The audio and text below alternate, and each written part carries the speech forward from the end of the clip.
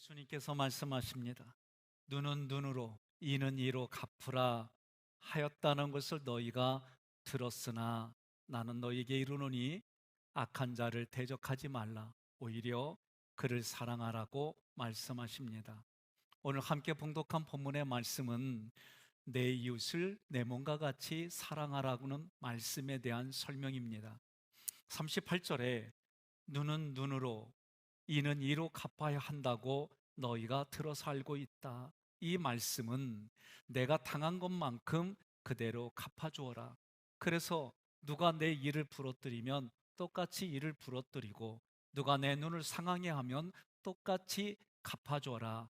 이렇게 너희들이 보복 행위로 이해했지만 나는 이 말씀을 하나님의 의도대로 너희들에게 다시 말해주겠다. 그렇다면 눈은 눈으로 갚는다는 것은 어떤 내용일까?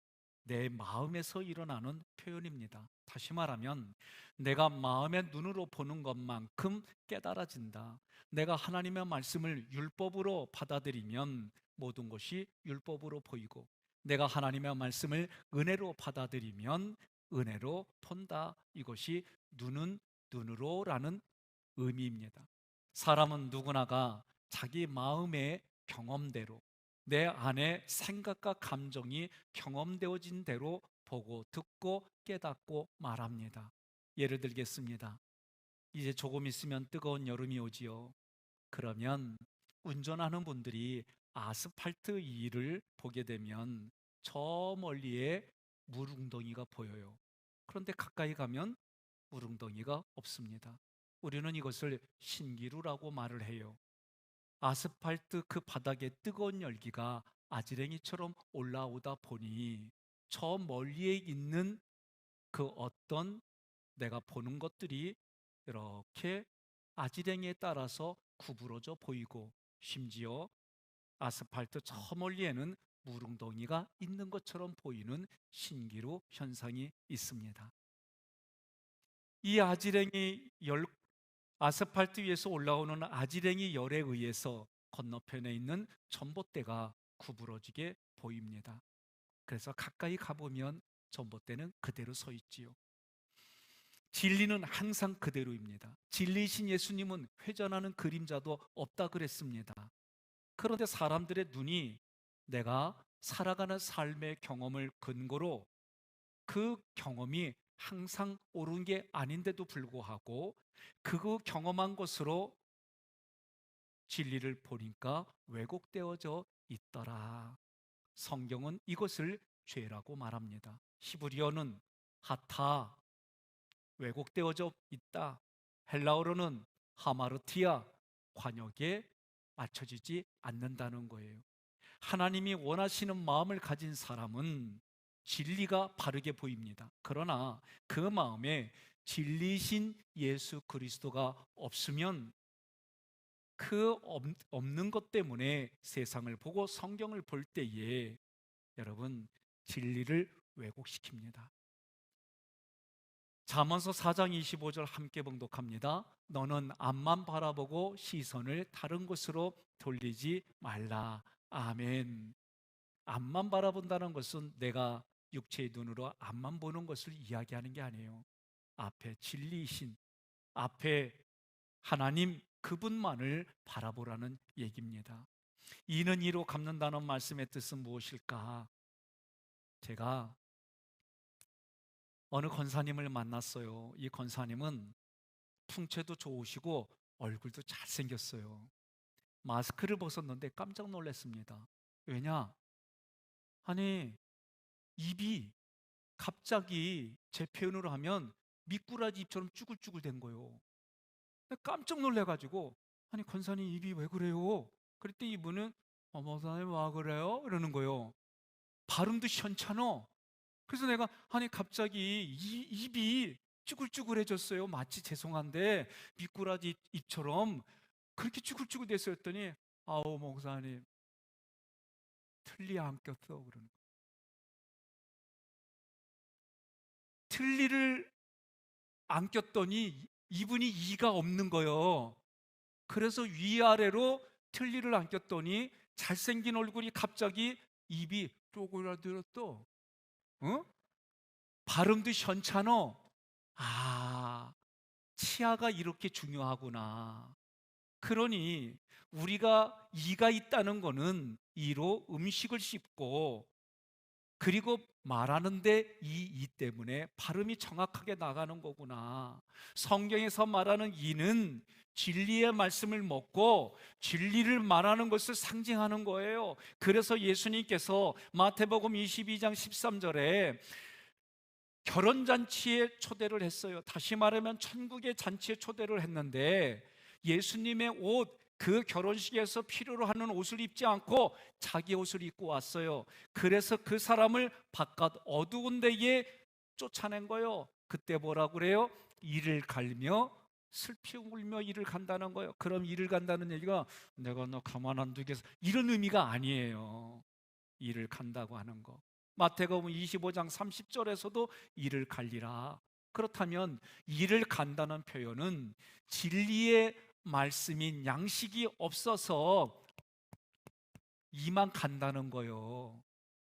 내가 진리의 말씀을 먹지 못하면 이만 갈 뿐인 거예요. 이것은 우리 모두에게 마찬가지입니다. 누군가 우리에게 진리의 말씀을, 양식을 주면 내가 그 일을 통해 그 말씀의 양식이 내 장기에까지 흘러내려가서 거기서부터 육체의 배를 통하여 다른 사람에게 생명수가 흘러가는 덕스러운 삶이 될 텐데, 이를 이로 갚는다는 것은 내가 진리의 말씀을 먹고 소화시킨 것만큼 진리의 말을 한다.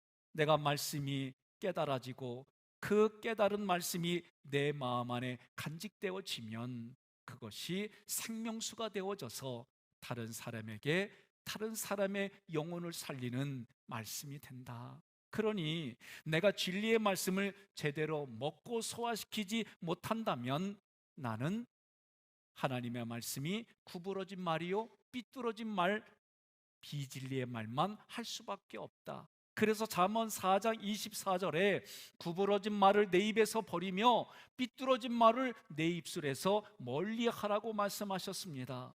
내 이웃에게 가장 큰 사랑이 뭐냐? 가장 큰 이웃 사랑이 뭐냐? 하나님의 말씀이 양식으로 내게 들려져서 내가 이로 그것을 씹어 소화시켜 가지고 그 말씀이 다른 사람에게 생명수로 다른 사람이 알아들을 수 있도록 그 말씀을 전달하고 흘려보내는 일이 가장 큰 사랑이다라고 말하는 거예요. 39절, 악한 자를 대적하지 말고 오른편 뺨을 치거든 왼편도 돌려대라 그랬어요. 여기서 악한 자는 누구일까? 여러분, 여기서 말하는 악한 자는 귀신이나 나 위에 다른 사람을 말하지 않아요. 여기서 말하는 악한 자는 나 자신을 말해요. 목사님, 왜 그렇게 해석합니까? 여기서 악한 자라고 하는 헬라어 포네로스, 이 단어는 율법적으로 수고한다, 율법으로 행동한다, 다시 말해서 자기 의를 위해서 자기를 드러내고 자기의 행위로 하나님의 구원을 성취할 수 있다라고 생각하고 살아가는 자가 악한 자다 말하는 거예요. 여러분, 성경이 말하는 악은 하나님을 알지 못하는 게 악이다라고 가르쳐 줬어요. 대적하지 말라, 이 단어는 합성어예요. 안티 히스테미. 안티는 반대한다라는 얘기죠. 히스테미는 세운다, 그 얘기예요. 다시 말하면 세우는 것을 반대한다, 이것이 대적한다, 그 얘기예요. 확고히 서는 것을 반대하지 마라, 악한 자를 대적하지 말라, 이 얘기는 율법으로 신앙생활하는 사람이 자기 의, 자기 공로를 버리고 말씀에 바르게 서는 것을 반대하지 마라. 조금 더 부드럽게 말하면 형식적인 신앙생활을 버려라, 율법적인 신앙생활을 버려라, 이것이 악한 자를 대적하지 말라, 그 뜻이에요. 나를, 자기 자신을 진리의 말씀 한가운데에 세우라는 얘기입니다. 오른밤을 치면 왼밤을 돌려대라. 기차에서 통일호 타고 가면 앞뒤가 이렇게 마주 볼 수도 있잖아요. 그런 자리에 앉았는데 머리를 빡빡 민 사람이 우리가 대화하는 걸 듣더니 신학생인 줄 알고 하여튼 귀싸대기를 때리는 거예요. 왜 그러세요? 그랬더니 성경에 오른밤을 치면 왼밤도 달려들려며 이런 식으로 적용하려고 이 말을 쓴 게 아니에요. 옳은이라고 하는 거는 진리, 옳다 그런 뜻이 있어요. 왼쪽이라고 하는 이 단어 알로스라고 하는 헬라어는 둘 중에 다른 것 그런 의미예요. 그러니 치거느는 손바닥으로 친다 그런 뜻이요. 오른밤을 친다라는 건 우리의 얼굴을 때린다 그 얘기가 아니에요. 진리를 대적한다, 진리를 부정한다, 그게 오른밤을 친다 그런 뜻인 거예요. 오른밤을 치는 것은 진리를 대적하는 거요, 진리를 반박하는 거예요.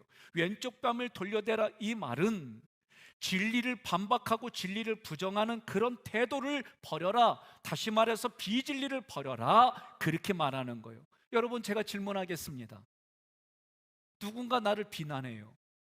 그러면 저 사람이 비난해서 내가 힘든 거요? 아니면 내가 그 비난을 받아들였기 때문에 힘든 거요?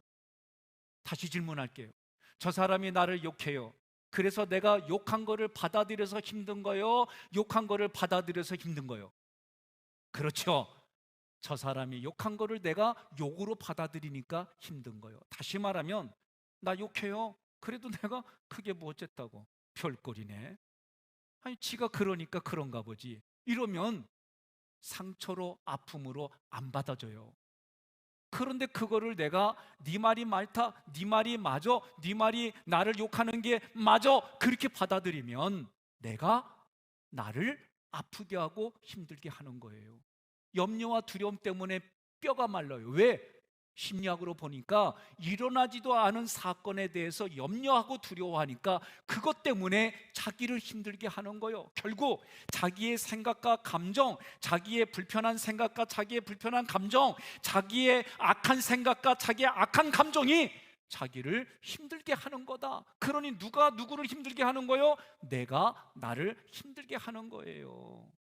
그러니 성경은 뭐라고 말해요? 잠언서 4장 23절에 무릇 지킬 만한 것 중에 너의 마음을 지켜라. 생명의 근원이 여기서 남이니라. 로마서 2장 5절에 너의 마음의 상태가 뭐요? 고집이 풀려요. 이 고집은 하나님께로 가까이 가는 길이 아니라 하나님께로부터 멀어지는 그 길을 고집하는 거요. 우리 동네에서는 이 고집을 똥고집이라고 그래요. 이 고집을 회개하지 아니하면, 바꾸지 아니하면 마지막 심판을 네가 쌓고 있는 거다. 로마서 12장 2절에 이 세대를 본받지 말고 마음을 새롭게 하라는 거예요. 내 마음을 새로워지려면 생각과 감정을 바꾸지 않으면 새로워지지 않아요. 내 마음, 내 생각이 내 길이 옳다라고 하는 그 마음을 바꿔주시는 것은 살아계신 하나님의 말씀밖에 없는 줄로 믿으시기를 바랍니다. 그래서 마음을 새롭게 하면 변화가 일어나게 돼 있어요. 변화를 받아서 하나님의 선하시고 기뻐하시고 온전하신 뜻을 분별하라는 거예요. 그 길을 택하고 그 길을 갈 수 있게 하나님이 깨닫게 해주시고 은혜를 주심을 믿으시기를 바랍니다. 내 자신의 마음과 내 자신의 생각이 나를 힘들게 해요. 그래서 내가 상처를 줬어요. 나에게 그 상처를 내가 어루만져 주는 거요. 성현아, 너 왕따 당할 때 힘들었지. 내가 너와 함께 있어. 하나님이 함께 해주신대잖아. 내가 지금의 내가 나의 그 아픔을 가지고 있는 성현이에게 찾아가 가지고 위로해주고 격려해주고 그래서 공감해주면 그 마음이 만져진 만큼 위로받고 만져진 만큼 상처가 치유받는 거예요. 이거요, 여러분 신경과 가고 정신과 가서 5만 원 이상 돈 주고 배우는 거요. 옆에 분한테 그래요. 알고 보니까 공짜로 받네 그러세요. 예? 그래서 거울 보고 오늘 가시거든 얘기해서요. 거울아 거울아 이 세상에서 누가 가장 예쁘니? 그러면 거울이 얘기해. 성현이 네가 이쁘다 그러는 거예요. 응? 내가 하는 말을 하나님이 들으신 대로 행한다고 그랬잖아요. 월삭 기도에 일일날 어제 새벽에 말로 심으라고 그랬잖아요. 하나님의 말씀으로 내 입을 통해 축복의 말을 심으라고 그랬잖아요. 40절, 너를 고발하여 속옷을 갖고자 하는 자에게 겉옷도 줘라. 고발한다라는 이 단어는 합성어예요. 두 단어가 함께졌어요. 데론티, 결정하다라는 단어와 크리데나이, 율법으로 판단하다.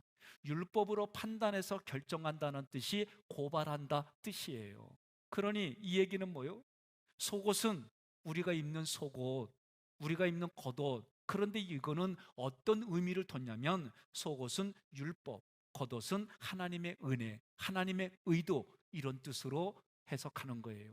사람이 고발하여, 율법으로 판단하여, 율법으로 결정한다. 다시 말하면 이 마음에 율법으로만 가득 가지고 있어가지고 속옷, 그런 사람이 속옷을 달라고 하면, 율법을 달라고 하면 하나님의 율법의 기능은 뭐요? 죄를 지적해요. 죄를 지적해. 그 죄 때문에 너는 죽을 수밖에 없어라고까지가 율법이 하는 거예요. 그러면 그 죽을 수밖에 없는 자리에서 나를 이 곤고한 사망의 자리에서 살려줄 분이 누구냐? 예수님밖에 없어. 그 예수님밖에 없다라고 가르쳐주는 것이 율법이요. 그래서 성경은 여기까지 기능적으로 율법을 초등교사다라고 말을 하는 거예요. 그런 사람에게, 율법으로 가득 찬 사람에게 하나님의 의도, 하나님의 은혜를 함께 가르쳐 줘라. 여러분, 10여 년 전에 이런 예화가, 이런 웃기는 얘기가 사회에 많았어요. 어떤 거냐면, 아버지가 아들하고 손을 잡고 목욕탕에 갔어요. 그리고 아버지는 열탕에 들어갔어요. 어디에 들어갔다고요? 열탕. 뜨겁잖아요. 들어가자마자 뭐라고 그래요? 그렇지요, 시원하다 그랬더니 초등학교도 들어가지 않은 이 아들이 이해가 안 되는 거예요. 열탕이면 뜨거운데 아빠가 들어가니까 시원하다네? 그럼 아빠 믿고 들어가야지. 들어가자마자 뭐라 그래요? 아 뜨거워! 그러면 나오면서 얘가 뭐라 그래요? 유명한 말을 했어요. 세상에 믿을 놈은 하나도 없다고.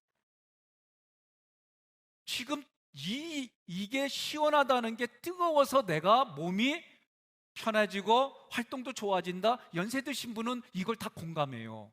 근데 그 애는 못 알아들어. 예? 문자적으로만 얘기를 해줘야지 알아듣는 애요.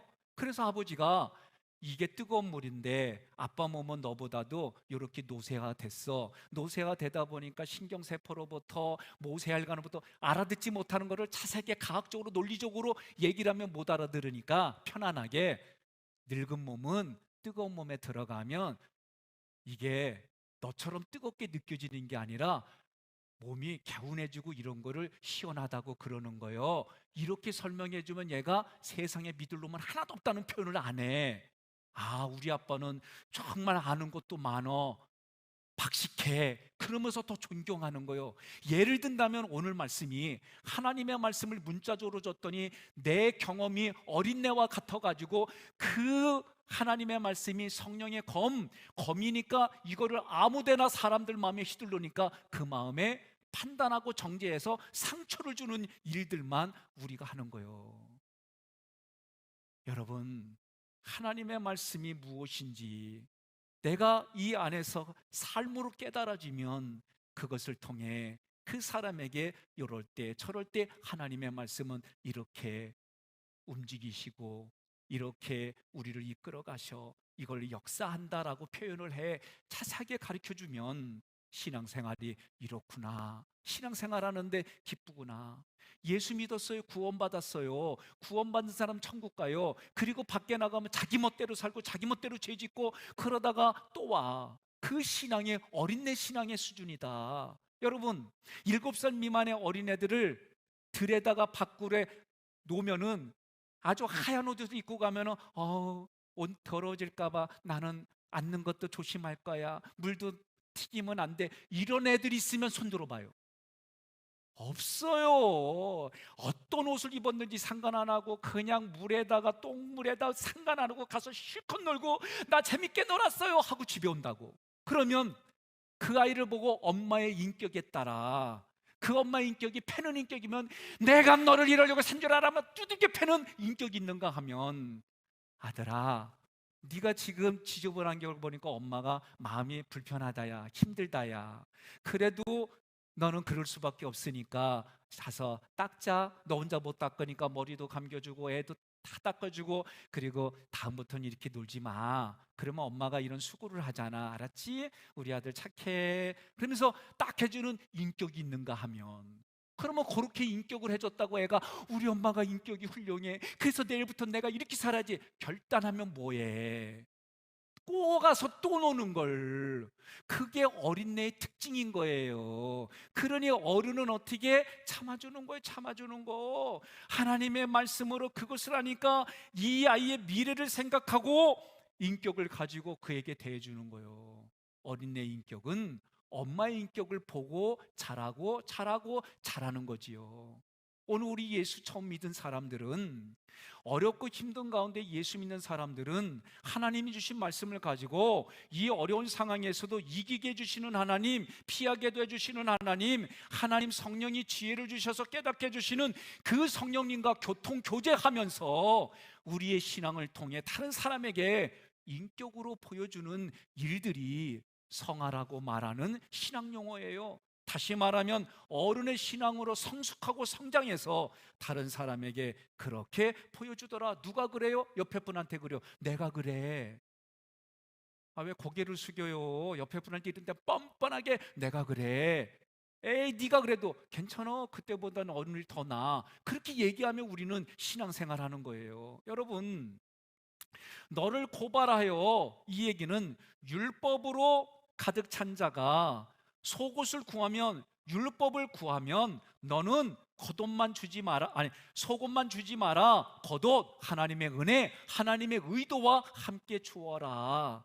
그러면 여러분, 율법에 담긴 하나님의 마음, 의도까지도 전해주면 그 사람이 하나님의 말씀을 통해 감동이 되어지고 깨달아져서 이 땅에 삶의 태도가 달라진다. 그 얘기를 하는 거예요. 우리는 어려서부터 선과 악의 지식을 부모로부터 물려받아요. 사람들은 누구나가 다 어떤 상황에 있든지 자기가 옳다고 생각하는 가치와 기준이 다 있어요. 우리의 조상 아담하고 하와가 선악과 먹지 말라고 하는 곳에 유혹을 받아서, 마귀의 유혹을 받아 가서 보니까, 마귀의 말을 듣고 보니까 어떻게 보여요? 보암직도 해요, 먹음직도 해요, 지혜롭고 탐스럽기도 해요. 그걸 먹은 그 유전 형질이 우리들 마음 내면에 어느 환경 어느 자리에 있든지 다 자기의 옳고 그름이 가지고 있더라. 사사기가 뭐요? 자기 소견에 옳은 대로 행하는 거요. 오늘 우리들에게 다 그게 있어요. 그래서 뭘 좋아하냐면 율법을 좋아해요. 율법을. 자기는 지키지 않더라도 율법을 좋아하고 율법의 설교를 좋아하는 거예요. 주일 성수하면 복을 받습니다. 11조하면 물질의 복을 받습니다. 기도 열심히 하면은 나쁜 일이 생기지 않습니다. 이런 걸 뒤집으면 주일 성수 안 하면 복을 받지 못하고, 11조 때 먹으면 물질적으로 손해보고, 기도 열심히 하지 않으면 나쁜 일이 생겨. 이런 일들이 우리 마음에서 자동적으로 율법적으로 올라오고, 이것이 결국은 사랑의 하나님, 아버지의 하나님을, 그 마음을 알지 못하고 두려워하고, 그래서 신앙생활을 하자니 억울하고 안 하자니 저주받을 것 같아서 의무적으로 섬기는 신앙생활이 되니 그 생활이 재밌냐고 물어보세요. 예? 재미없지요. 아버지는 어떻게 해서든지 처자식을 위해서 헌신하고 희생하고 그 끈끈한 것들을 경험해야 되는데 맨날 지적한 것만 기억하니까 그 아버지가 어떻게 보여요? 나중에 여러분, 내가 그렇게 가장 잘 키우는 걸로 지적하는 것이 잘 키우는 게 아니에요. 요새 금쪽 같은 내 새끼라는 프로그램이 있어요. 심리 상담사가 나와가지고 아이들의 상황을 분석해. 요새 트렌드가 이런 거예요. 사람도 모자라서 요새는 어떻게 해요? 함께 있는 개의 인격까지 가르쳐 주잖아. 예? 나 개 훈련시키는 거 보면 사람 훈련시키는 거하고 다르지 않아요. 뭐예요? 그 개의 마음을 이해하고 그리고 행동을 교정하는 거예요. 이게 지금 제가 여러분들에게 계속 성경을 통해, 말씀을 통해 우리의 그런 것들을 계속 녹여서 얘기를 하는 거예요. 신경과나 정신과 가보세요. 얼마 전까지는 5만 원인데 요새는 8만 원인가 뭐 그렇게 받는데, 그런 거 나 돈도 안 받고 가르쳐 주잖아. 여러분, 우스운 게 아니에요. 예수 믿었어요. 그러면 예수님을 믿으면 오늘 우리가 예수님 믿는 신앙생활의 기쁨이 있고, 예수님 믿어서 어렵고 힘든 환경을 이겨나가고 거기서 오는 승리의 기쁨, 이런 것들을 나누고 그런 것들을 전달하는 우리의 신앙생활이 아니라, 예수 믿으면 물질적으로 잘 되고 예수 믿으면 천국 가고 이렇게만 우리가 바꾸는 그런 신앙생활을 하지 말라는 거예요.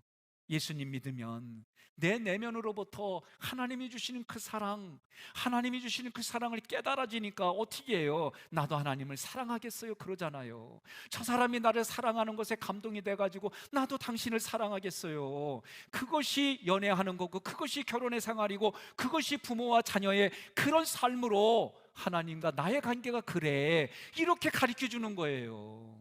사람들은 율법의 설교를 잘 이해하고 선호해요. 따라서 율법을 말할 때마다 그 율법의 기능만 알게 있으면 하나님 마음을 알지 못하니까 하나님 말씀의 그 내면에까지 자세히 설명해 주고 표현해 주면 우리의 마음, 입으로 나오는 것, 마음에 있는 것이 손과 발로 나오는 것이 여러분 달라진다라고 말하는 거예요. 그러면 오늘을 사는 우리에게 너희는 왕같은 제사장이다. 그러면 제사장은 속옷과 겉옷을 반드시 입어야 돼요. 출애굽기 28장 4절, 겉옷과 반포 속옷이라고 돼 있어요. 반포 속옷은 한마디로 말하면 무명으로 만든 옷이에요. 그래서 바둑판처럼 이렇게 얽히고 설켜서 만든 그런 속옷이에요. 속옷과 겉옷을 반드시 한 벌로 입으라는 거예요. 그러면 어떤 특징이요? 나의 수치가 가려지는 거예요. 예? 하나님과 함께 있을 때 아담과 하와가 발가벗겨졌어도 수치를 몰랐어요. 왜? 아버지의 사랑으로 덮여져 있으니까. 그런데 아버지의 사랑을 거절하고 끊어져 있으니까 자기들이 발가벗긴 것이 본 거요. 그게 뭐요? 부끄러운 걸 한 거요. 그러니 여러분, 자기 자신에게 물어봐요. 너무 덥다고 그래가 옷 다 벗고 속옷만 입고 가는 사람 있어요? 그 사람은 큰 집 가야 돼. 큰 집 가서 고침을 받아야 돼요. 누구나가 다 그렇게 되면 부끄러워, 창피해. 자기의 수치라는 것을 알아요.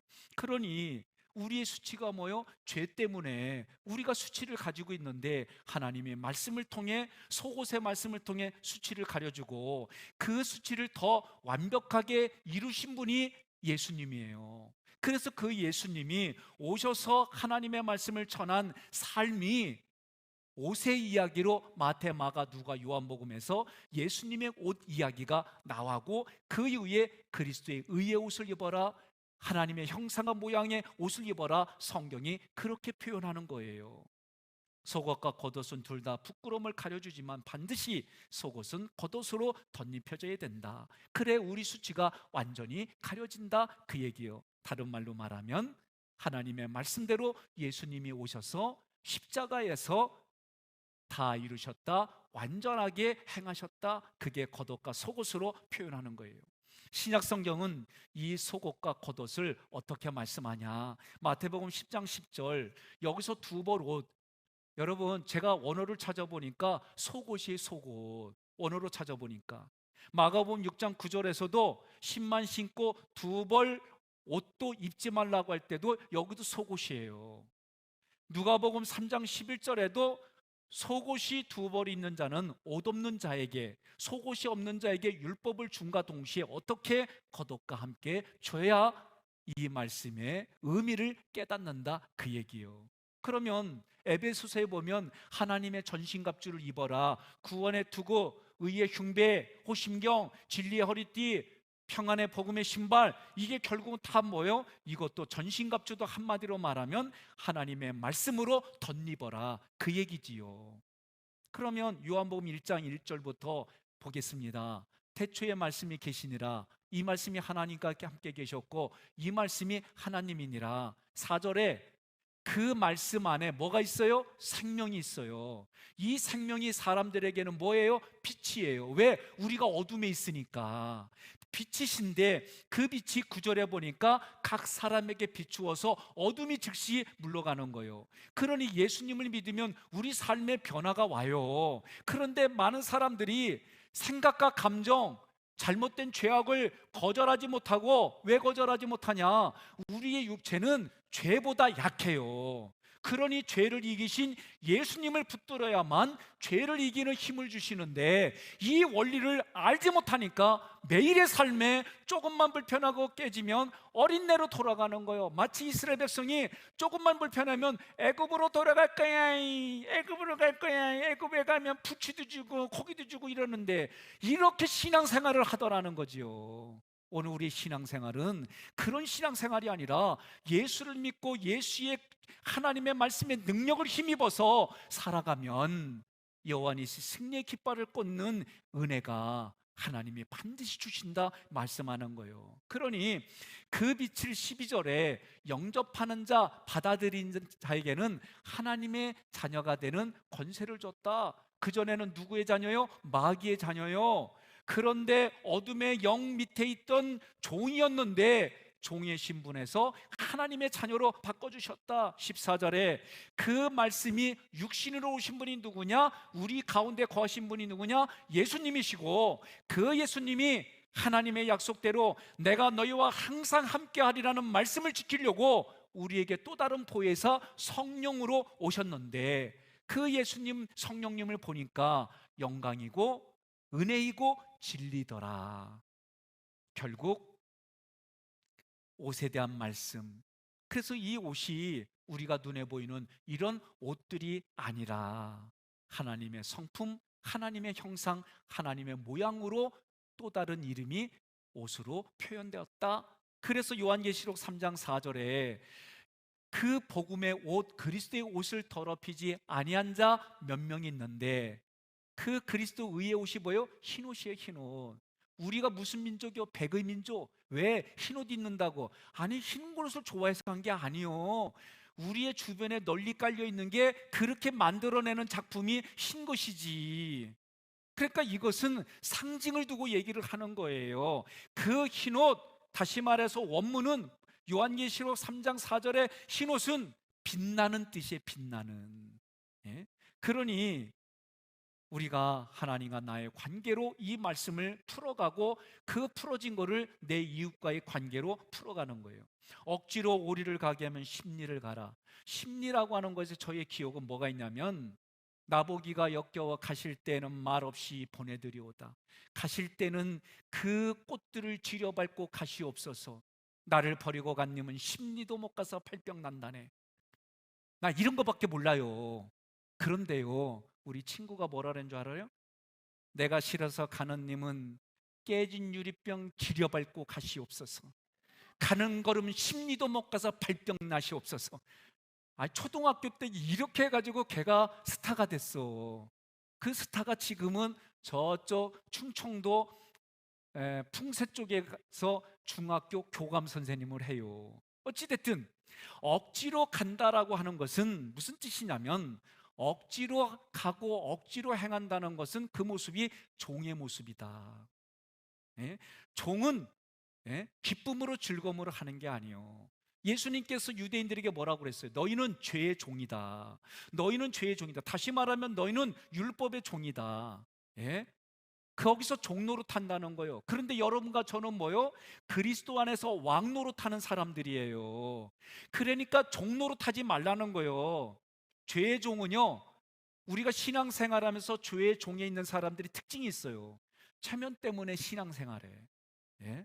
체면 때문에 신앙생활하는 척하고, 체면 때문에 11조 생활하고, 체면 때문에 주일 낮 예배만 오고, 체면 때문에 겸손한 척하고, 전부 뭐가요? 억지로 한다. 이게 죄의 종의 모습이다. 내가 이렇게 했더니 오늘 교회 갔더니 목사님이 겁나게 나 찔렀어. 나 때리는 말 했어. 이러지 마세요. 왜 표현을 그렇게 얘기해? 성경을 모르는 거예요. 하나님의 말씀은 살아있고 운동력 있고 영혼과 골수를 쪼개고 생각과 마음을 감찰하는 그 하나님의 말씀이 나에게 들려지면 교훈과 책망과 바르게 함과 의로 교육하게 유익하냐니.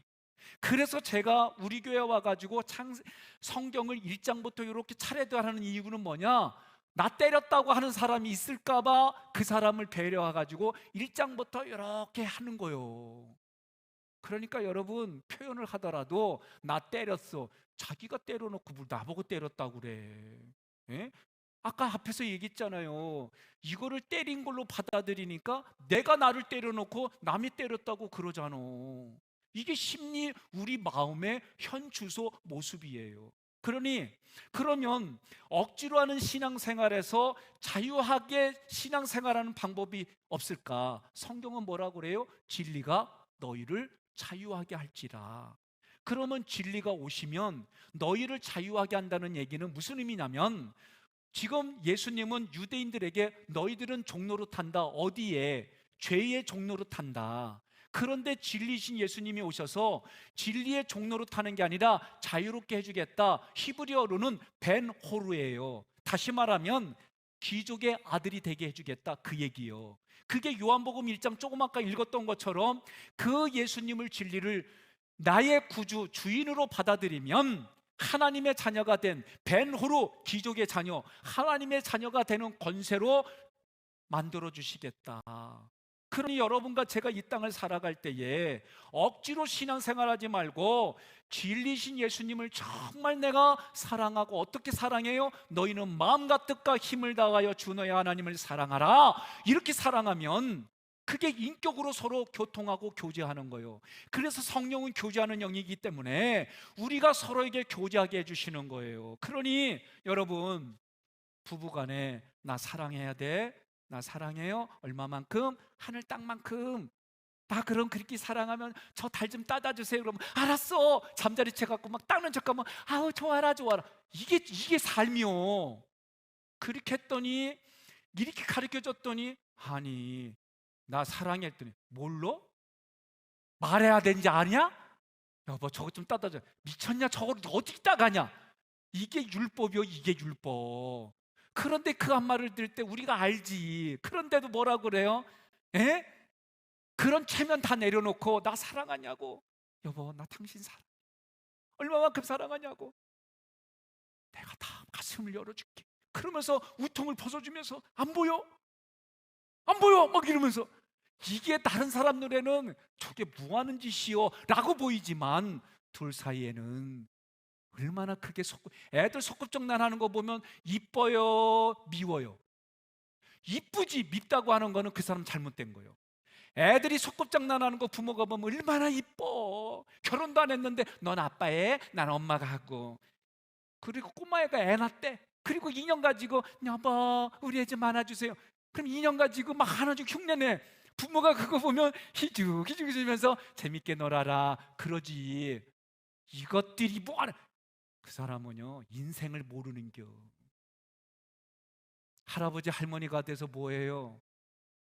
애가 말도 못하는 앞에서 하루는 까꿍 이거 안 해요? 다른 사람들이 보면 뭐라고 그래요? 갔어. 그런데 우리 집안들이 보면은 할머니 할아버지가 정말 사랑으로 우리 애들을 봐줄까, 이거를 다르잖아. 그러니 옆에 분한테 그래요. 애 낳아봤어야 알지. 응? 사랑하는 성도 여러분, 어느 하나님이 이렇게 우리의 인생을, 너네들이 경험하는 인생을 하나님과 나의 관계로 풀어주는 거예요. 지금 예수님이. 자, 자유롭게 진리가 너희를 자유하게 해주면은요, 억지로 오리를 가는 것이 아니라 기쁜 마음으로 즐겁게 찬송하며 심리를 가는 것. 내가 매일 기쁘게 주의 길을 따르며 막 그러면 신앙생활을 막 하고 어떤 찬송이 되든지 간에 막 즐거워서 그냥 나오는 거예요. 이게 심리를 가게 한다, 그 뜻이에요. 여러분, 죄의 종노릇하라며 신앙생활하지 말고 나를 죄의 종노릇해서 신앙생활하는 끄집어내는 거는 그 예수님을 통해 묻어나게 그렇게 베푸는 거예요. 배우자에게, 자녀에게. 율법과 법으로 이야기하는 것이 아니라 하나님의 은혜로 그 율법의 뜻까지 이야기해 주며 말씀으로 전해주는 그곳에, 그곳이 천국이더라. 천국이 어디 있어요? 옆 사람한테 얘기하세요. 내가 천국이요 그러세요. 네? 내 마음이 천국이에요. 42절, 내게 구하는 자에게 주며 꾸고자 하는 자에게 거절하지 말라. 여기서 구하는 거는 내가 뭘 물질을 구하고 돈을 구하고 이런 걸로 접근하면 안 돼요. 여기서 구한다라는 단어의 뜻은 내 몫을 달라고 요구하는 거예요. 그러면 내 몫을 달라고 요구하는 거예요. 여러분, 성경에 보면 돌탕 이야기가 나오잖아요. 돌탕이 뭐요? 돌아온 탕제 이야기. 예? 이 돌아온 탕제 이야기면 자기 몫을 달라고 그래요. 우리의 문화로 보면은 정말 버릇없지요. 살아있는 아버지한테 내 유산 달려달라고. 그럼 빨리 죽으라는 얘기 아니요. 예? 그런 뜻으로 접근하면 안 되는 거예요. 그러면 하나님 앞에 내 몫을 주세요 요구하는 게 그 몫이 뭐냐? 창세기 2장 18절에 보니까 여호와 하나님이 이르시되 사람이 혼자 사는 것이 좋지 아니하니 내가 그를 위하여 돕는 배필을 지으리라 하시니라. 아멘. 혼자 사는 것이 좋지 않다, 이거를 한 단어로 악이에요. 악. 하나님이 이것을 악하다 본 거예요. 그러니 돕는 배우자를 어떻게 하나님의 숨을 넣어줘서 성령을 집어넣어줘서 너에게 신부를 주겠다. 하나님이 신랑, 우리는 신부. 그래서 우리 신부들을 하나님의 영으로 세워주겠다, 그 얘기요. 다시 말하면 하나님이 약속한 게 뭐냐? 아들, 생명, 진리, 또 다른 보혜사, 이것을 우리에게 주시겠다 약속한 거, 우리는 그 약속이 내 몫이다라고 하나님 진리를 주세요, 생명을 주세요, 하나님의 사랑을 주세요, 이렇게 구하는 거를 얘기하는 거예요. 그러면 그 구하는 건 무례한 게 아니라 뭐예요?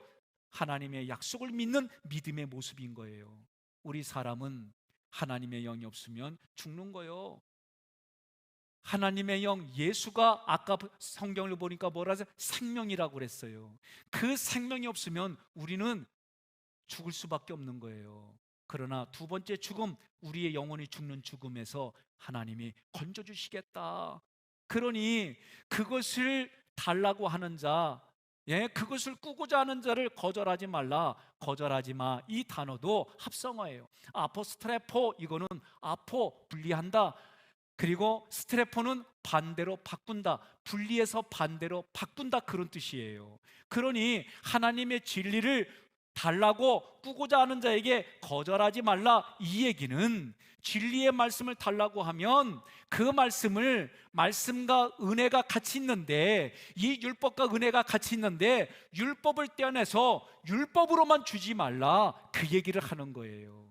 진리의 말씀을 달라고 하는 사람에게 율법을 주지 말라. 하나님은 우리에게 뭘 줘요? 생명이신 그 율법의 본뜻인 예수님, 그 예수님이 아가페 사랑이신데 이것을 우리에게 주려고 하는데 우리는 다른 거를 요구하더라.